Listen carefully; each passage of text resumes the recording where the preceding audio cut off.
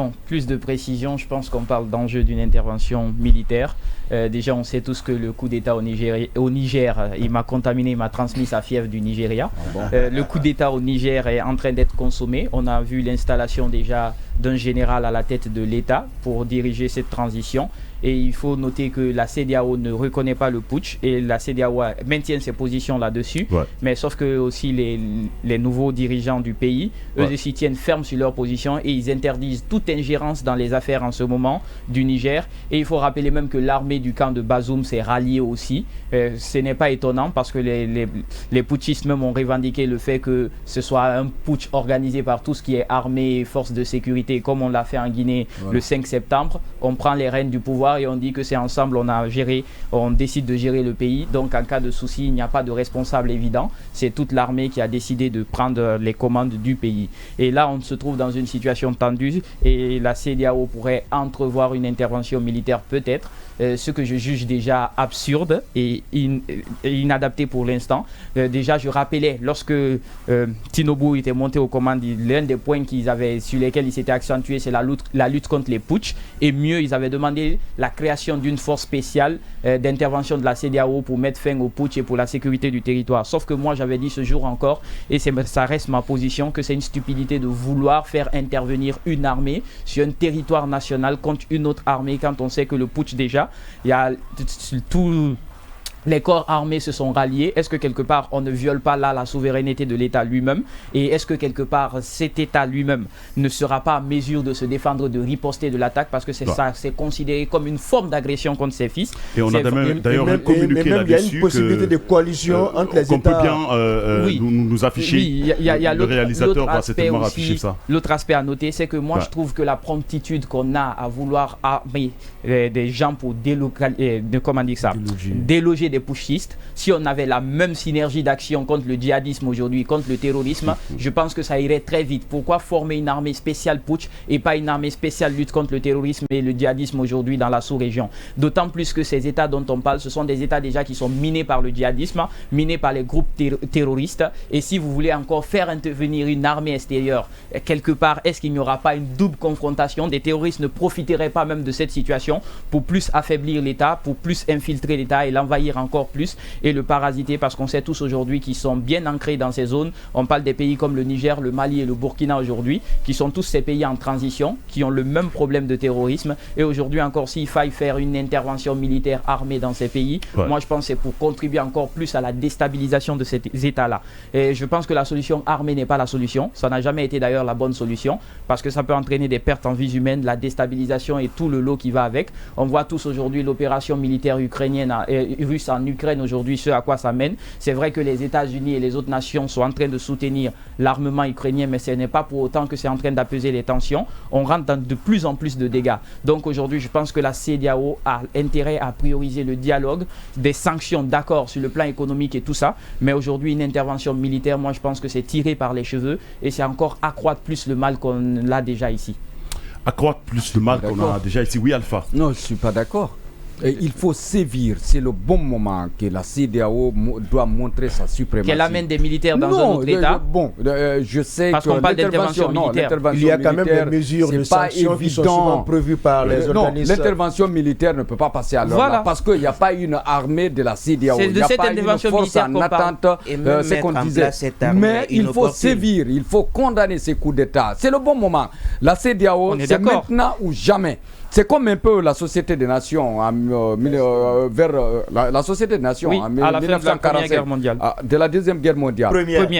Deuxième Guerre mondiale. C'est l'échec de la SDN qui a entraîné la Deuxième Guerre mondiale. Non, mais la SDN. Revois tes cours d'histoire, Alpha. La SDN existait jusqu'à 1945. Vous êtes d'accord avec moi? C'est son échec qui a conduit à la Seconde Guerre mondiale. Mais c'est en 1945 que la Société des Nations a été remplacée par les Nations Unies.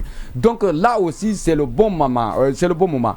La CEDEAO doit sévir maintenant, doit condamner ou bien doit déloger ces putschistes, ces malfrats, ces militaires. Il y en a beaucoup, hein. Il y en a même dans notre pays. Je suis entièrement d'accord. Mais vous savez, Tinubu. Non, Tinubu, je suis d'accord. Mais c'est le dernier cas en date. Tinubu, c'est le bon moment de montrer que vraiment il est le président en exercice de la CEDEAO. Comment il va le montrer, Alpha? C'est le bon moment de s'organiser, d'appeler tous les États membres et surtout, là où il n'y a pas de militaires, d'intervenir rapidement. Qu'est-ce qu'on fait de la souveraineté des États? Je suis désolé, Alpha. C'est la mesure de pourrait même diviser la sous-région. Pourquoi? Comment diviser? D'autant plus que le constat, il révèle qu'il pourrait y avoir une possible coalition entre les États putschistes dans la sous-région. Vous qui organisez ça dans vos têtes. C'est vous qui organisez ça dans nos têtes. C'est le bon moment de sévir, de mater. C'est le bon moment de mater ces militaires délicats.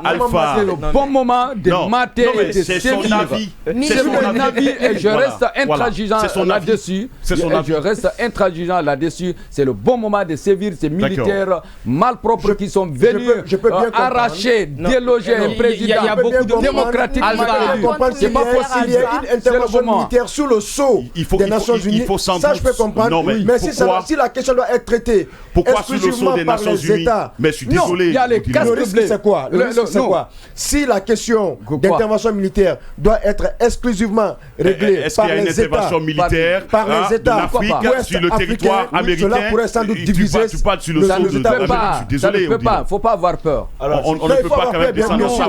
Bien sûr, ce n'est pas la solution. Ce qui est quand même à voir, c'est l'histoire. Est-ce que dans l'histoire, par le passé, il y a eu ce genre d'acte? Je rappelle qu'au Gabon, Léon Mba avait été renversé par des putschistes, mais que la Légion étrangère française était intervenue pour le remettre dans l'ordre. Je rappelle qu'aussi en Afrique, de façon plus récente, du côté de l'île d'Anjouan, au Comores, le général Mohamed Bakar avait décidé de prendre l'île et d'en faire ce qu'il voulait. Bien sûr. Les soldats de l'Union africaine étaient intervenus pour le chasser. Finalement, il a fui et il est parti. Yaya Jammeh, lorsqu'il n'a pas accepté. Voilà, et lorsque Yaya Jammeh a refusé de quitter, il y a eu cette menace et ces 3000 militaires qui devaient venir. La question, et on a aussi Gbagbo, Laurent Gbagbo récemment avec l'armée française. Il faut frapper fort.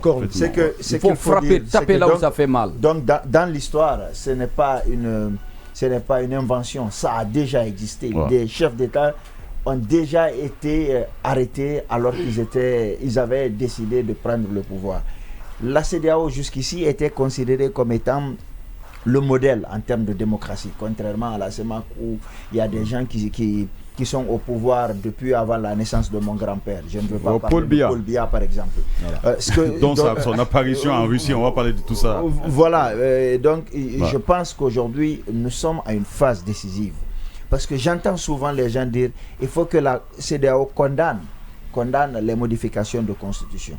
Je pense qu'il faut plutôt se battre pour changer la législation au niveau de la CEDEAO. Parce que dans les textes de la CEDEAO, si ma mémoire est bonne, c'est qu'il est interdit à un chef d'État de changer la constitution 6 mois avant la fin de son mandat. Oui. Mais regardez tous les chefs d'État africains qui modifient leur constitution en Afrique de l'Ouest. Personne ne le fait quand il ne reste que 6 mois. Il le fait bien avant. Et une chose est légale ou illégale en fonction de ce qui est dit dans les textes. Aujourd'hui, la CEDEAO, plutôt, il faut se battre pour qu'elle change ces textes. Elle ne peut pas condamner quelqu'un qui a modifié la Constitution une année avant la fin de son mandat, parce que les textes ne le disent pas. Et moi, j'ai discuté avec un certain nombre de personnes qui me disent, la difficulté, c'est que lorsque vous faites un certain nombre de choses, les gens avaient parlé de confiscation de pouvoir à un moment donné. Au niveau de la Charte africaine des droits de l'homme, lorsque cette charte était en train d'être signée, beaucoup de choses avaient été laissées. Et le législateur avait dit, moi je ne suis pas fou. Quand j'écris ça, il y a des gens comme Idi Amin qui sont au pouvoir. Ben, si vous écrivez des choses et qu'ils se rendent compte qu'ils vont aller au pouvoir, ils vont aller en prison, jamais ils ne signeront cette charte. C'est pourquoi c'est encore compliqué. Mais aujourd'hui, ce qui arrive au Niger, ce n'est pas lié à une modification de constitution. Après, on me dira que Bazoum, c'est le petit de Issoufou, on pourra me dire tout ça. Mais on ne peut quand même pas condamner quelqu'un qui appartient au camp présidentiel d'avoir gagné des élections. Même on va, comme ils disent, que le principal opposant a été écarté avant les élections. Ça, c'est une autre question, c'est un autre débat. Mais ce qui est sûr, c'est que en Guinée, ici aujourd'hui, tous nous le disons, on aurait souhaité que ce schéma du Niger se transpose en Guinée. C'est-à-dire que le professeur Alpha Condé parte et même s'il devait donner le pouvoir à quelqu'un d'autre, des noms même avaient été cités, ça aurait été un précédent dans la transmission du pouvoir en République de Guinée. C'est cette présence d'esprit que Issoufou a eu et il est parti. Mais maintenant, qu'est-ce qu'il faut faire? Qu'est-ce que la CEDEAO doit faire? Je suis en train d'analyser la situation. Oui. Nous sommes dans une situation où des choses ont été faites petit à petit. Il faut savoir que le Niger a une tradition de coup d'État. C'est quand même le pays où Maïna Sarabari a été renversé. C'est le pays où Mamadou Tandja a c'est le décidé. 5e coup d'État. C'est le pays où Mamadou Tandja a décidé de faire un coup d'État constitutionnel. Djori ou quoi? Non. Le premier président. Alors, je parle de Maïna Sara et de Tandja. Le premier coup d'État, c'était en 1974. D'accord, j'avais pas cette information, merci. Et Mamadou Tandja aussi avait été renversé. Issoufou, connaissant tout ça, une présence d'esprit. Rappelez-vous qu'il avait appelé le professeur Alpha Condé pour lui dire ne te lance pas dans cette entreprise de 3e mandat. Lui-même, il dit qu'après ça, Alpha Condé a cessé de décrocher ses appels. Il lui a dit mêle-toi de tes problèmes au Niger. Ici, c'est le peuple souverain de Guinée qui décide. Ouais. Donc, si tout ça s'est passé, le monsieur est à son premier mandat, il est en train de travailler. 2 ans et demi. Oui, à son premier mandat, donc. Et quelqu'un décide. Parce qu'il n'est pas content, parce qu'il pense que le président va la lever, parce qu'il a mal fait un certain nombre de choses, il pense qu'il va aller en prison. Et en complicité avec les gardes présidentiels, il faut aussi le rappeler. En complicité ou non, il a quand même décidé de façon unilatérale de se livrer à cette forfaiture et d'arriver au pouvoir, de donner un coup de frein à l'élan démocratique que le Niger est en train de prendre. Dans une région qui est assez instable. Je pense pour ma part que si l'on ne fait pas attention, on est en train de dire à tous les militaires qui sont commandants des forces spéciales ou qui sont chefs d'état-major général des armées, lorsque tu penses que le président, lorsque tu penses que le président veut t'enlever, il faut agir, il faut l'enlever. Le Niger est le coup d'état de trop. C'est pourquoi il y a des armées fortes en Afrique de l'Ouest, notamment le Nigeria, aujourd'hui le Sénégal, il y a le Ghana. Je ne vais pas parler du Mali qui a des problèmes à l'interne. La CEDEAO peut aussi faire appel à certains pays de l'Union africaine, notamment l'Afrique du Sud, l'Égypte, qui ont des armées super puissantes pour aller... L'Égypte est l'une des premières puissances armées de l'Afrique. On va poursuivre avec toi, s'il te plaît. Mais on connaît comment Al-Sisi est venu au pouvoir. Oui, d'accord. Dans tous les cas, je parle d'armées fortes. Je suis d'accord. Donc, je dis qu'on a encore la possibilité d'aller déloger ce putschiste pour que plus jamais ça. Parce que si ça continue de la sorte, c'est dans tous les pays qu'il va y avoir des coups d'État. Et finalement, c'est des militaires qui n'ont ni la qualification, ni la formation, ni l'expérience, ni la préparation, ni même la bonne volonté de gérer correctement le pouvoir. Parce que c'est des gens qui sont habitués à parler, à être écoutés. Et l'État, ce n'est ni leur famille, ni leur garnison, ni leur unité respective. Il faut que la CEDEAO montre de la fermeté, mais au-delà de la fermeté, il faut de l'action. Il faut aller déloger ce putschiste et mettre en garde les 3 autres putschistes qui sont là, celui du Burkina, celui du Mali et celui de la Guinée, pour dire si vous ne partez pas, nous arrivons et vous dégagerez. Mais sauf que ça ne va pas peut-être. Mais Yacine, est-ce que c'est pas aller un peu trop fort? Ce qui est évident, moi je pense aussi, bon, je ne peux pas donner mon avis comme ça. Pierre, allons-y. Bien sûr. Alors, ce qu'il faut rappeler, c'est que j'ai l'impression que dans ce studio, on piétine un peu ce qu'on appelle la souveraineté des États. Comment souveraineté des États? Il y a quelqu'un qui vient déloger un président démocratiquement élu. Mais arrêtez, souveraineté des États. C'est sérieusement. Voilà, justement, allez-y. Ce qu'il faut rappeler, c'est qu'en droit international, bien qu'on parle d'organisation d'intégration, il y a une partie de la souveraineté qui est là, mais l'État garde tout de même une partie de sa souveraineté. Alors, je ne crois pas qu'on doit normaliser minimiser le fait que la CEDEAO est aujourd'hui une armée capable d'aller dans les États pour déloger qui que ce soit. Parce qu'une intervention de la CEDEAO voudrait dire qu'il y aura un bain de sang. Non, mais moi-même, au-delà de l'ingérence interne, il y aura un bain de sang interne. Voilà. Ce sont les Nigériens qui vont payer, payer le prix.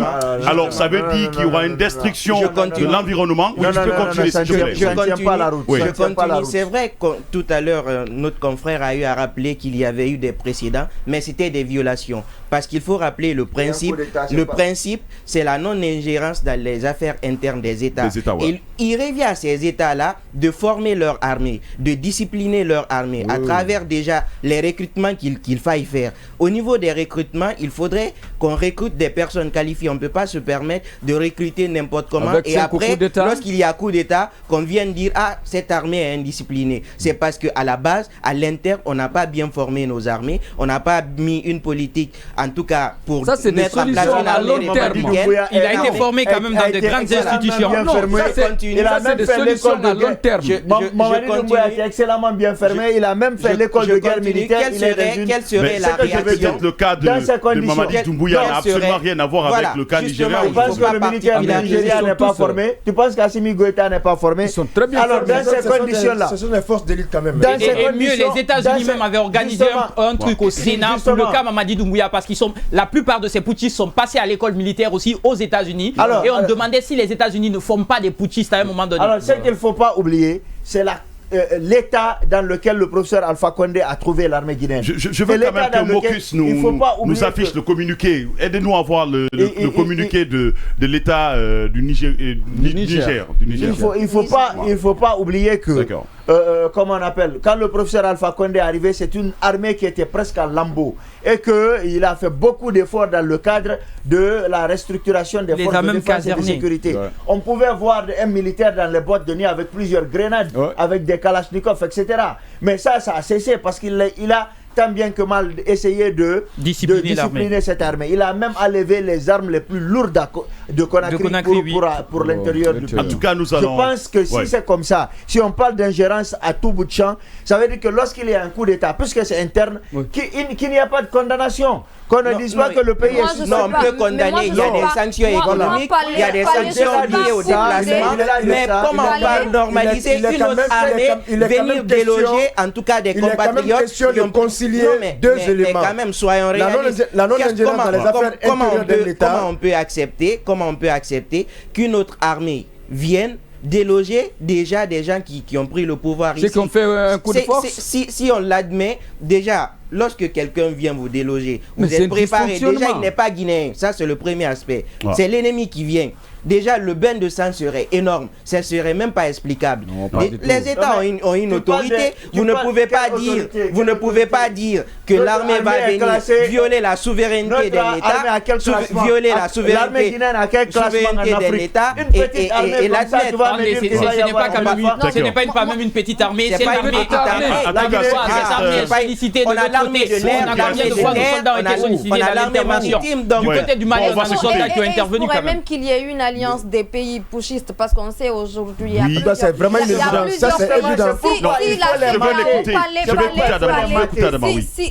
Si la CEDEAO décide de faire ce qu'ils envisagent de faire, aujourd'hui, le Niger peut être en alliance avec le Mali, la Guinée et j'en passe, le Burkina. Surtout qu'il y a le torchon qui brûlait entre le président Bazoum et Goïta. Ça serait désormais l'Afrique, un continent africain divisé. Bien sûr. Vous voyez, donc moi je ne suis pas pour l'idée de faire envoyer les militaires de la CEDEAO, je vais le dire comme ça. Je pense plutôt que la CEDEAO devrait revoir ses pratiques pour prévoir quelque chose, en tout cas.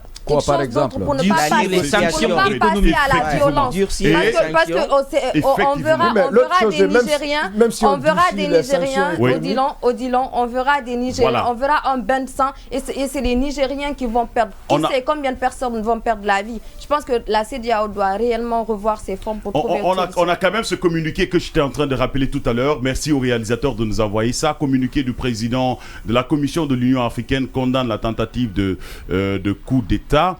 et il demande instantanément. Il y a l'autre communiqué où l'actuel président du Niger répond effectivement à part des thèmes qui aura un bain de sang à l'interne, qui aura un massacre sans précédent, qui aura des destructions des biens. Lorsqu'on regarde ce communiqué, on peut quand même se dire à un certain niveau que aujourd'hui, il est extrêmement important de faire autant attention avec la décision que le président en exercice de la CEDEAO va prendre, notamment sur l'intervention militaire sur un territoire totalement souverain. Ça, il faut rappeler déjà beaucoup de temps pour il faut rappeler qu'il y a déjà des tensions au Niger. Le pays est en feu en ce moment. Il y a même les anciens dignitaires les anciens qui étaient aux commandes. Le lot se fait attaquer en ce moment. Bien sûr. Siège, il a rappelé. Aujourd'hui, les rues du Niger sont jonchées de flammes. Donc, il faut éviter. Moi, je pense que l'approche diplomatique, elle est la meilleure. Et il faut surtout ne pas oublier le contexte dans lequel se trouvent ces pays-là. Encore une fois, je dis que ces pays planent sous la menace djihadiste. Et déclencher une guerre, armée contre armée, et le djihadisme est à côté, ça devient très compliqué. On va découvrir la suite parce que nous recevons sur ce plateau juste après notre invité qui aura l'opportunité de parler aussi sur des questions stratégiques et on va rentrer avec lui.